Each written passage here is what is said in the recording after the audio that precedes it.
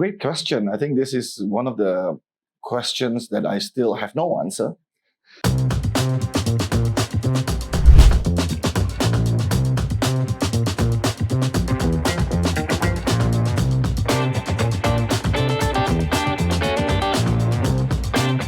I'm Pengiran Aki Ismasufian, bin Pengiran Haji Ibrahim, currently the CEO of Standard Chartered Bank. I have been in the bank for 8 years now. I am also a sports fanatic. I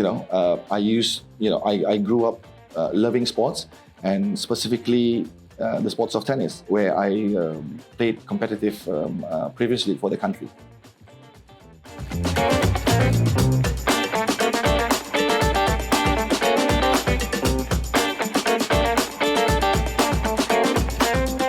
I think for us in Standard Chartered, one of the key areas or key factors in helping me to manage the business of the bank is the team in Standard Chartered. So I think teamwork plays a huge part in managing the business, to continue the business during this whole situation. And we have to work through weekends as well, to manage the pandemic, right?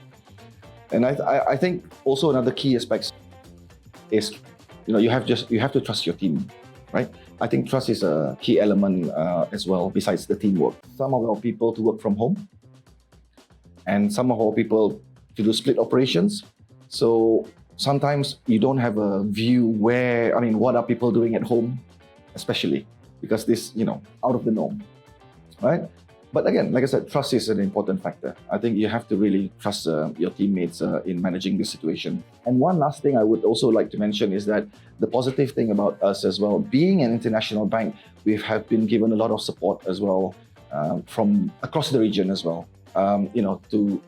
by sharing best practices, what other markets have gone through as well. So these are some of the positive things that has helped us or guide us through during this difficult period.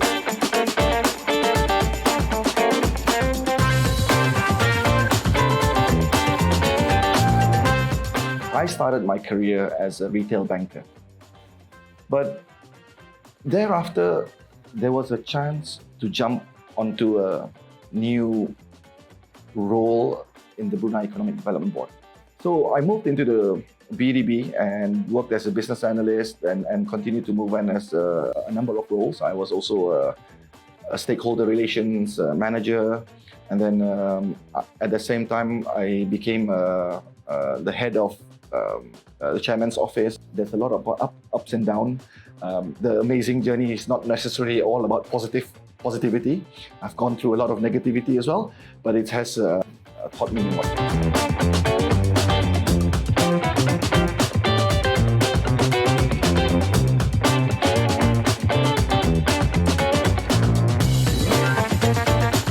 This is a very important aspect of the banking industry.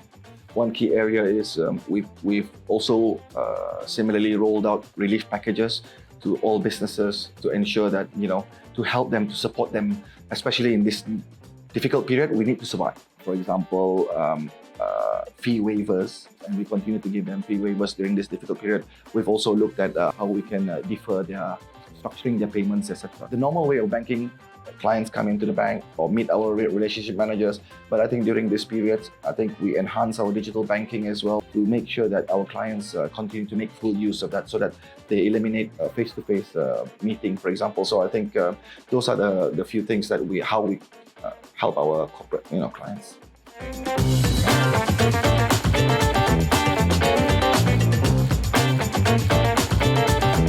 Moving into this escalation measures by the government is the new normal.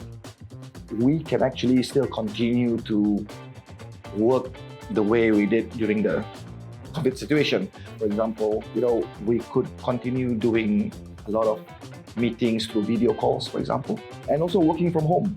It has proven that working from home still continue to manage your business, operations on a daily basis without much disturbance. Every job it has its toughest moments, Every job has its proud moments, has its easy moments. So I think for my part as a CEO, I think the most important portion is showing that leadership to the team. I think that's the most important and can be tough because it's on a daily basis.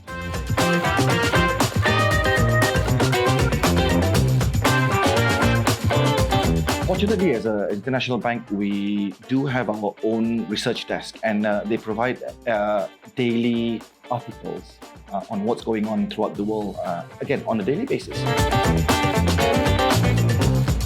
As the world continue to talk about Industrial Revolution 4.0, as the world continues to enhance everything digitally, I do hope banking in Brunei can start moving a lot faster in terms of that, similar in terms of that digital agenda. Plus also at the same time, focus on sharing knowledge to our customers.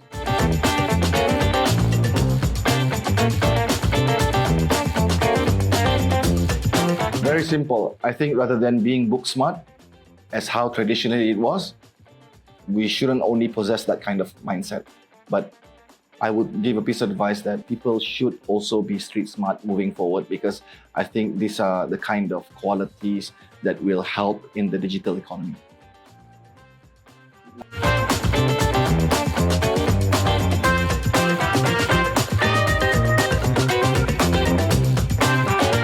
One of them, for example, is Jack Ma.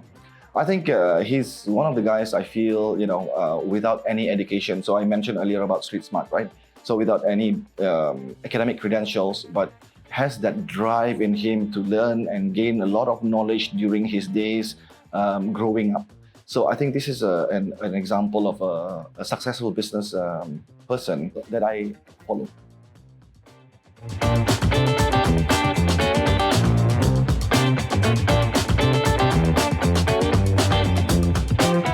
Thank you. Absolutely, I agree with you. I think life is all about wonderful moments. And to be honest, I have quite a number of favorite fond memories that I like to share. One of the fond memories I had was, I remember cycling with Boris Johnson. This was 8 years ago when he was the mayor of London. Another favorite memory I have was playing tennis with back then Prince Naruhito, who's now currently the Emperor of Japan.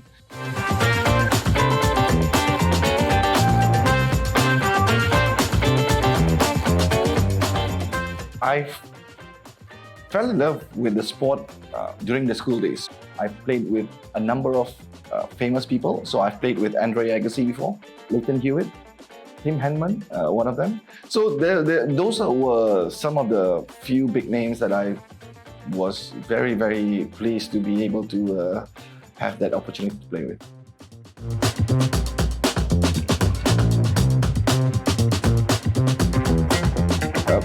Great question. I think this is one of the questions that I still have no answer. In fact, I have not thought through not only about a country but about traveling, because I think during this period it is difficult to judge, right? Whether the situation will be better in the coming years. For example, we wouldn't know, because nobody has expected the COVID situation started in the first place. So something to think about.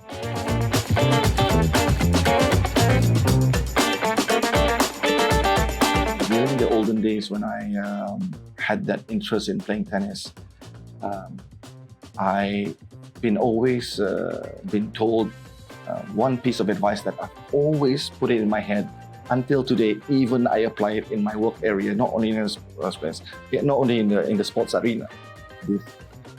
This caption called "Never Give Up."